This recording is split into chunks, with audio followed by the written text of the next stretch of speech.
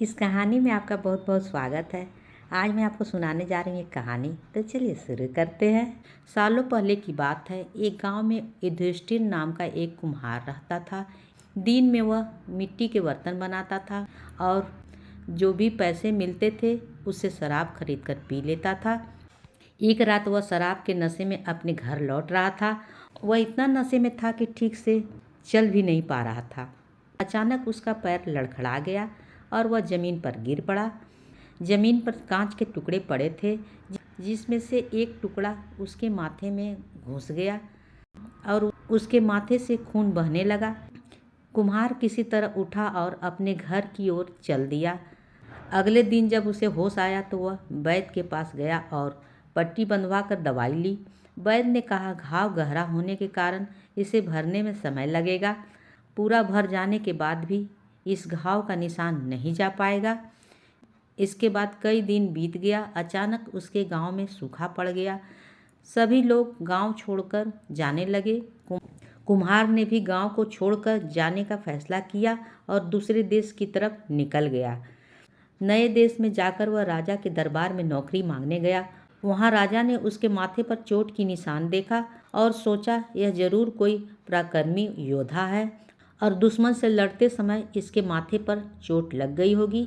यह सोचकर राजा ने उसे अपने दरबार में एक खास जगह दे दी और उस पर विशेष ध्यान देने लगे। यह देखकर राजा के दरबार में राजकुमार, सेनापति और अन्य मंत्री उससे जलने लगे। ऐसा कई दिनों तक चलता रहा। एक दिन शत्रुओं ने राजा के महल पर हमला कर दिया। राजा ने अपने पूरे सेना को युद्ध के लिए तैयार किया। उसने युधिष्ठिर से भी युद्ध में जाने के लिए कहा। युधिष्ठिर जब युद्ध भूमि की तरफ जा रहा था तो राजा ने उससे पूछा कि उसके माथे पर यह चोट किस युद्ध में लगी थी। इस पर कुम्हार ने सोचा कि वह राजा का भरोसा जीत चुका है और अब अगर वह राजा को सच बता देगा तो कोई समस्या नहीं होगी। यह सोचकर उसने राजा से कहा, राजन, मैं कोई योद्धा नहीं हूँ।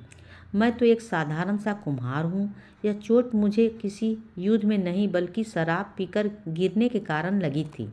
कुम्हार की यह बात सुनकर राजा को बहुत गुस्सा आया।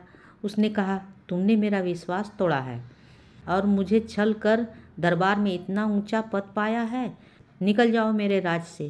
कुम्हार ने राजा से बहुत मिन्नतें की। उसने कहा कि अगर उसे मौका मिले तो वह युद्ध में राजा के लिए प्राण भी दे सकता है। राजा ने कहा, तुम चाहे जितनी भी वीर और पराक्रमी हो, लेकिन तुम शूरवीरों के कुल में नहीं हो। तुम्हारी हालत शेरों के बीच रहने वाले उस गिद्दड़ की तरह है जो हाथी से लड़ने की जगह उससे दूर भागने की बात करता है। मैं तुम्हें जाने दे रहा हूँ, लेकिन अगर राजकुमारों को तुम्हारी बात पता चल गया तो वो तुम्हें मार डालेंगे। इसलिए कहता हूँ कि अगर जान बचाओ और भाग जाओ यहाँ से। कुम्हार ने राजा की बात मानी और तुरंत उस राज्य को छोड़कर चला गया। इस कहानी से सीख मिलती है कि इंसान की असलियत ज़्यादा दिन तक छुप नहीं सकती है। एक न एक दिन राज खुल ही जाता है।